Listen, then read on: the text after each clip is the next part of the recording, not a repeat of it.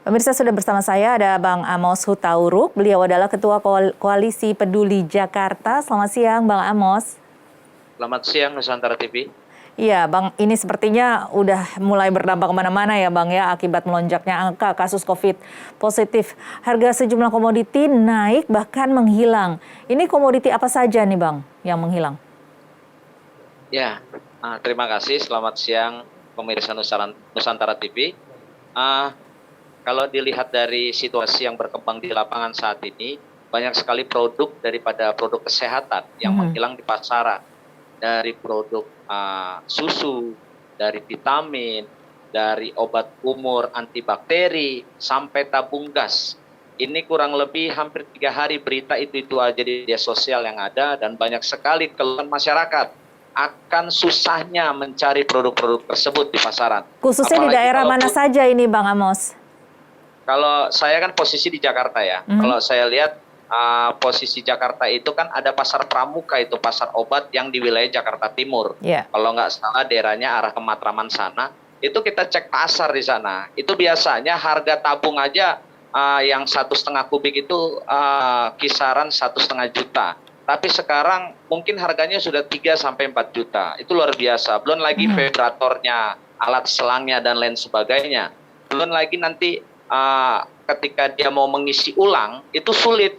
Biasanya kan ada tempat-tempat pengisian ulang di dekat-dekat pasar Pramuka itu, dan biasanya itu harga per kubiknya hanya sekitar 20.000.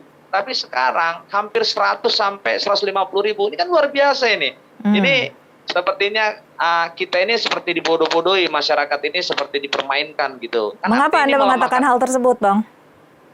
Ya karena tidak diatur gitu loh. Artinya pemerintah kan, atau saya bilang nih DKI Jakarta, harusnya pemerintah DKI Jakarta, Pemprov itu membuat aturan.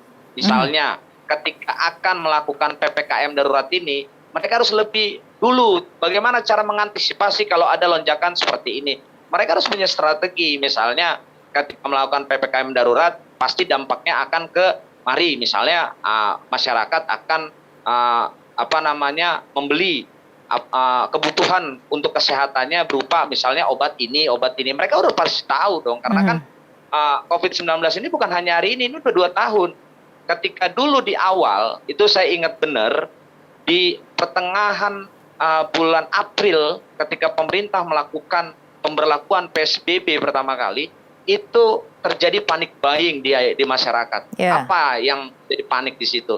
Masker. Ketika itu masker mungkin harganya per buah mungkin hanya 1.000, per kotak mungkin hanya 30.000 yang isi 50. Tapi ketika di pasaran dicari, terjadi harga lonjakan yang begitu pesat, harganya mencapai per kotak itu 100 sampai 250.000, sampai akhirnya ada masyarakat yang sedikit memanfaatkan situasi tersebut, akhirnya menumpuk, dan akhirnya banyak juga yang ditangkap polisi akhirnya.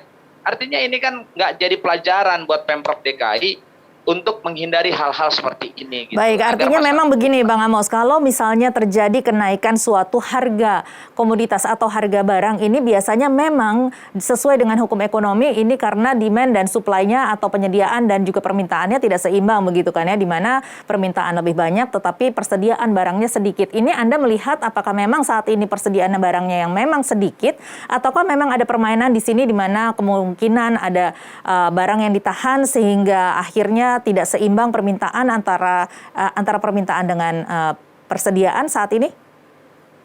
Kalau saya melihat hukum ekonomi, ya benar, antara supply dan demand. Artinya adanya permintaan, makanya adanya penyaluran.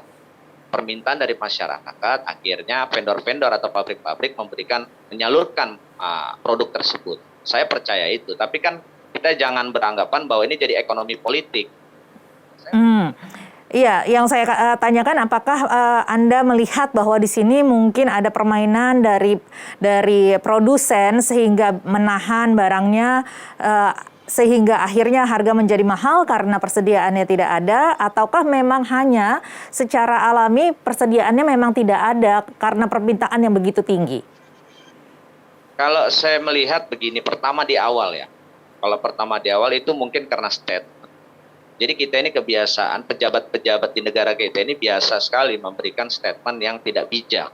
Artinya memberikan misalnya salah satu produk ini bisa menambah imun misalnya, bisa mengurangi sakit, bisa dan lain sebagainya, akan dampak daripada virus corona ini yang terpapar, kan gitu. Artinya ini kan menjadi masyarakat menerima di mindsetnya secara mentah-mentah bahwa akhirnya mereka berbondong-bondong datang ke pasar tersebut atau ke apotik atau ke swalayan berebutan gitu loh. Jadi sebetulnya diawali sebetulnya simple karena ada pejabat publik yang mengatakan hal tersebut. Nah, saya nggak bisa mengatakan itu karena saya lihat di situasi berita dan saya pantau terus di lapangan. Memang benar karena adanya itu akhirnya masyarakat panik buying dan akhirnya vendor atau pabrik penyedia barang tersebut kedodoran. Dan biasanya misalnya mereka menyuplai 10.000 produk. Akhirnya tapi karena ada panik buying, mereka harus mengenjot terus produksinya. Dan mereka harus mengklarifikasi apakah terjadi penimbunan. Apakah karena ditimbun agar harganya naik. Dan ini kan akan menjadi negative thinking di masyarakat gitu loh. Akan berpikiran yang buruk gitu. Artinya Jadi, memang saya pikir, saat ini pemerintah harus lebih bijak dalam mengeluarkan pernyataan supaya tidak membuat suatu atau menggiring suatu opini di masyarakat bahwa barang ini langka ataupun barang ini perlu dibeli sehingga terjadi panik buying, seperti itu ya Bang Amos ya? itu di awal, itu sangat penting di awal karena statement kita ini kadang-kadang kan ya ini kita masyarakat ini kan dalam situasi yang psikisnya sangat rentan karena kita bukan hanya soal kesehatan, soal ekonomi aja kita sangat terporak-pondakan karena terpuruk karena adanya COVID ini. Kita aktivitas juga tidak bisa, apalagi sekarang PSBB diperketat itu sampai tanggal 20 Juli. Adanya penyekatan, kita tidak bisa melakukan aktivitas dan kebanyakan di rumah. Akhirnya kan ini membuat penimbunan emosi yang tidak stabil di masyarakat. Baik, artinya Anda mengatakan bahwa perlu ada di sini sosialisasi informasi yang benar dan juga dilakukan harus terus-menerus secara konsisten dari pemerintah terhadap masyarakat sehingga masyarakat mendapatkan suatu mindset atau pengetahuan yang benar. Ini hal yang berbeda. Kemudian mengenai adanya persediaan dan juga permintaan begitu ya, implikasinya terhadap nanti permintaan, implikasinya terhadap harga, ini menurut Anda seperti apa saat ini? Apakah sudah ada survei yang Anda lakukan dari Koalisi Peduli Jakarta mengenai apakah terjadi praktek-praktek penimbunan barang ataupun juga permainan-permainan harga seperti itu? Sudah adakah survei yang Anda lakukan? Oke, dalam satu lingkup survei kita ke pasar pramuka, kita contohkan satu produk obat Evertim ya, obat cacing sebetulnya itu, obat simpel, artinya obat cacing, ya itu obatnya. Mungkin bahasanya saya agak lupa, maaf. Jadi saya tanya di pasar itu, sebelumnya ini harganya berapa per strip ya, dia per strip itu harganya 6.000 Pak, sampai 10.000. Loh, sekarang kok harganya bisa nyampe 40.000 dan sulit lagi nyarinya gitu. Apalagi saya banyak komunikasi dengan ada beberapa pakar kesehatan. Sebetulnya obat itu juga, obat cacing itu digunakan kebutuhannya mungkin setahun 1-2 kali karena ada kadarnya ya, ada kadar karena di situ kan ada serat yang akhirnya mengakibatkanlah hal-hal yang dampak daripada serat-serat itu daripada obat cacing itu. Jadi nggak baik juga gitu. Jadi sebetulnya ini kan yang terganggu psikologis masyarakat, akhirnya mereka melakukan panic buying. Dan saya lihat di pasar-pasar tersebut mereka, ya saya tidak bisa seujun ya dengan mereka. Apakah ketika saya beli satu strip dibatasi, memang agak dibatasi saat ini gitu loh. Nah, kayak saya beli obat kumur anti bakteri itu, kalau merek saya nggak bisa bilang ya, obat kumur anti bakteri saya beli itu biasanya saya bisa beli 5, 10 atau 1 dus.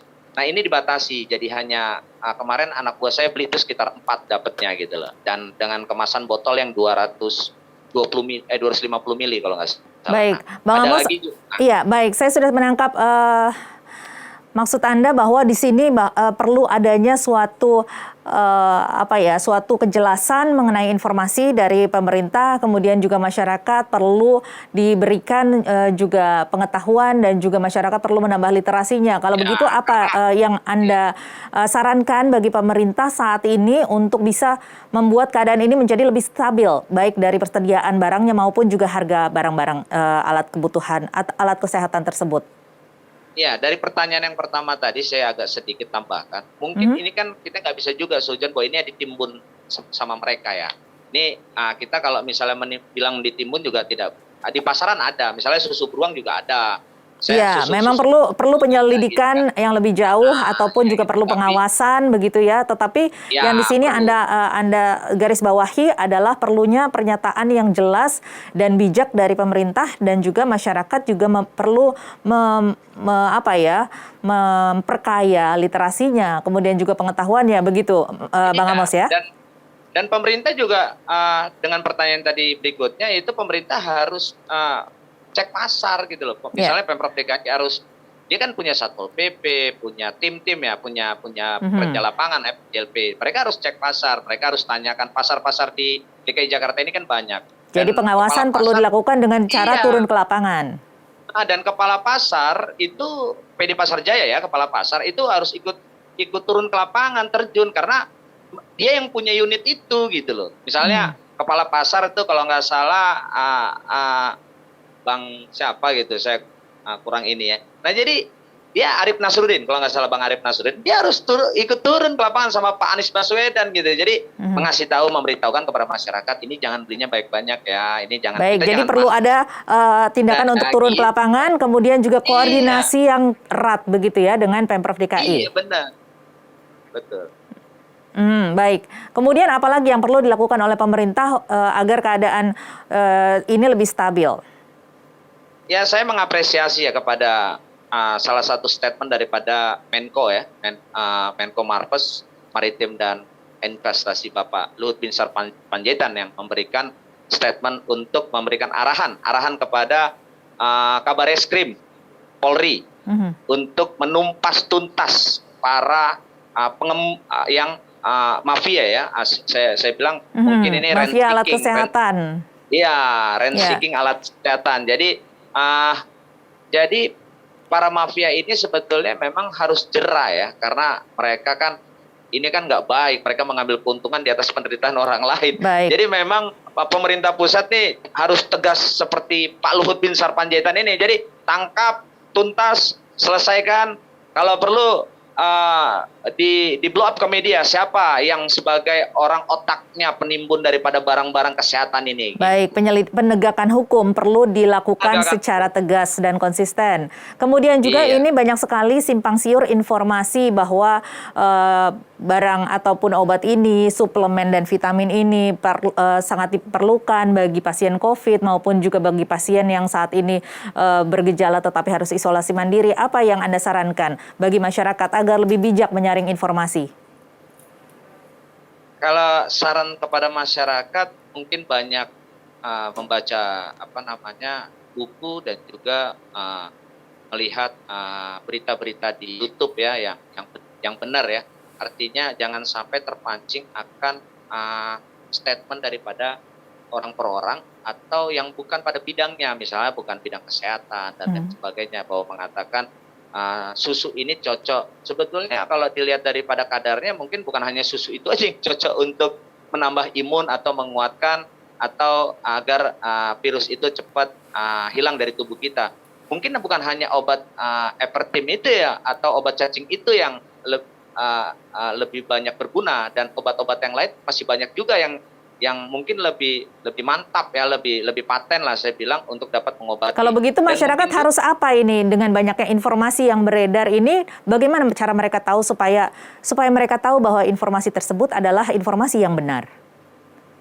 Sebetulnya pemerintah yang harus lebih masyarakatnya. Pemerintah harus memberikan aturan main yang pas. Artinya misalnya obatnya untuk mengurangi rasa sakit ini. Karena kan kita bernegara, ini kan kita masyarakat. Baik, Kan jadi kita masyarakat juga tertib harus aturan.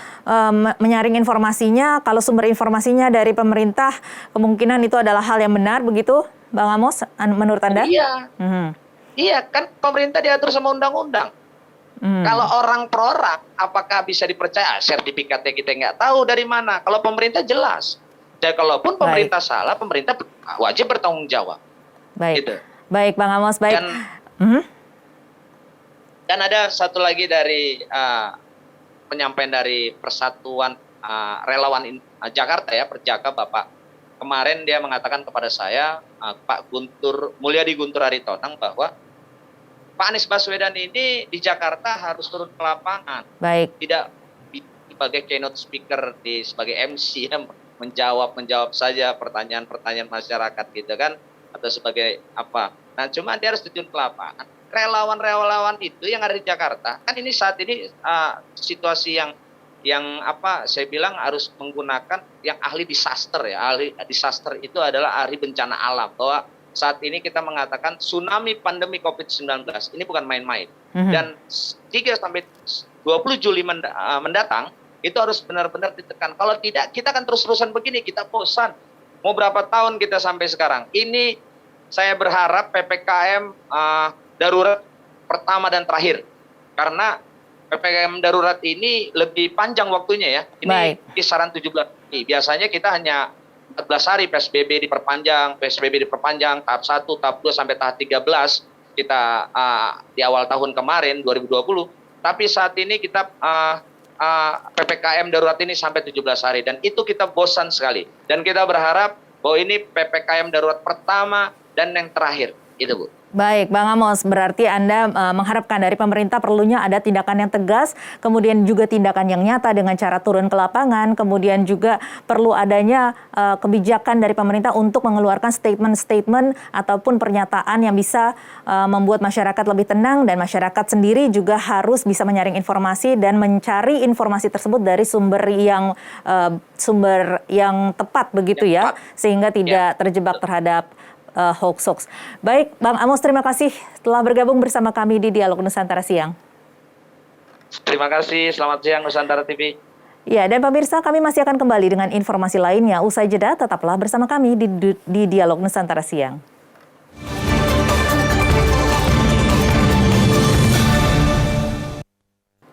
Pemirsa, pelaksanaan PPKM Mikro Darurat tentunya harus didukung oleh seluruh lapisan masyarakat, termasuk juga unit pemerintahan daerah terkecil. Dan untuk mengetahui secara langsung bagaimana pelaksanaan PPKM Mikro Darurat di tingkat kecamatan, inilah Dialog Nusantara Siang.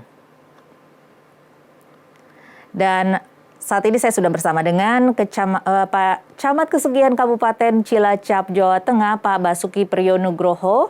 Selamat siang, Pak Basuki.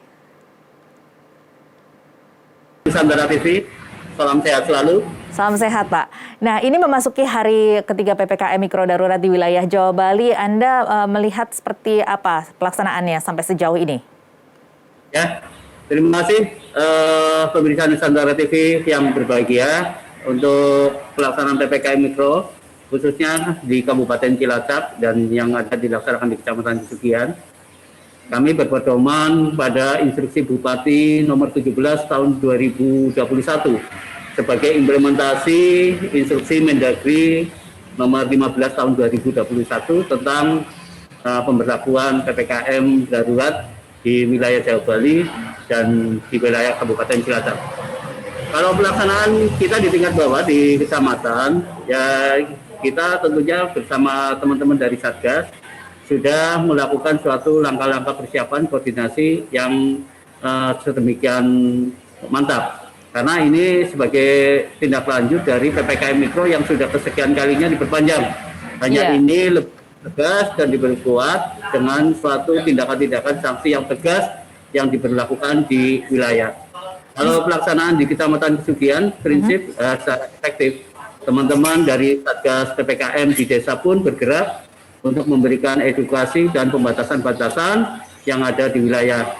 Kita tiap hari melakukan upaya edukasi dan kegiatan operasi-operasi, baik pagi, siang, maupun malam, batasnya. Dan meskipun teman-teman mungkin dalam pelaksanaan pengantisipasi ini kondisi lelah, tapi kita mempunyai tekad yang sama. Boleh lelah, tapi tidak boleh menyerah. Baik, sebelum kita bahas lebih jauh mengenai pelaksanaan penerapan PPKM Mikro Darurat di khususnya Kecamatan Kasugihan ini, mungkin bisa Anda jelaskan bagaimana situasi ataupun juga angka COVID-19 khususnya di Kecamatan Kasugihan, Kabupaten Cilacap, Jawa Tengah ini, Pak Basuki? Ya, untuk angka COVID di Kecamatan Kasugihan, kalau kita bandingkan dengan 24 kecamatan di wilayah Kabupaten Cilacap ini pada posisi ya masuk di 4 besar lah ya. Kita sekarang pada posisi 200 kasus yang terkonfirmasi. Ini ya karena memang di Kecamatan Kasugihan merupakan wilayah yang heterogen dan merupakan penyangga dengan wilayah kota. Jadi banyak juga kemarin-kemarin terjadi suatu interaksi ya, termasuk mungkin juga ada interaksi pada saat Lebaran ataupun kegiatan-kegiatan wisata yang pernah terjadi di sini. Iya, ini merupakan kendala Anda artinya ya Pak Basuki ya, bahwa ini merupakan wilayah penyangga sehingga banyak sekali mobilitas masyarakat yang masuk ke wilayah tersebut. Ya, dan sekaligus memang wilayah Kasugihan juga berbatasan langsung dengan beberapa wilayah kabupaten tetangga juga. Nah ini membuat suatu langkah-langkah kita yang harus lebih tingkatkan bagaimana melakukan upaya-upaya minimalisir dengan melakukan penyekatan juga bersama tentunya yang dikomandoi oleh Pak Kapolres bersama Pak Kapolsek juga. Artinya untuk kebijakan sendiri Anda juga menerapkan penyekatan ya Pak Camat ya, dan koordinasi juga dengan Polres juga. Dengan Polsek, dengan Polres, walaupun memang kita sifatnya penyekatan skala kecil ya, tapi paling tidak kan kita sebagai penyangga ini bisa melakukan penghambatan sebelum masuk ke area kota Cilacap sedikit sebanyak gitu Mbak Tasya. Apa yang dilakukan dalam penyekatan tersebut Pak? Ya kita lakukan penyekatan, kita misalnya mendekatkan kendaraan, khususnya kendaraan yang berplat luar ya. Kita tanya dari mana, kita periksa KTP, kemudian kita tanya sesuai PPKM darurat kan harus menunjukkan bukti dari vaksin maupun swab antigen. Kalau memang tidak ya kita mintakan untuk putar balik seperti itu Pak. Baik, kalau untuk Kecamatan Kasugihan sendiri dibandingkan dengan kecamatan lainnya di wilayah Kabupaten Cilacap, Jawa Tengah ini, apa yang menurut Anda paling perlu diperhatikan Pak? Yang harus perlu kami perhatikan ya, di sisi lain ini Kecamatan Kasugihan kan merupakan pusatnya pesantren-pesantren yang ada di Cilacap. Kami harus terfokus juga di samping masyarakat pada umumnya, kita waspadai juga kegiatan-kegiatan di pondok pesantren. Tapi alhamdulillah para kiai kemudian juga didirikan satgas-satgas yang ada di pondok bisa koordinasi komunikasi, termasuk pondok terbesar di Kecamatan Kasugihan sebenarnya sudah direncanakan, sudah mulai kedatangan santri baru.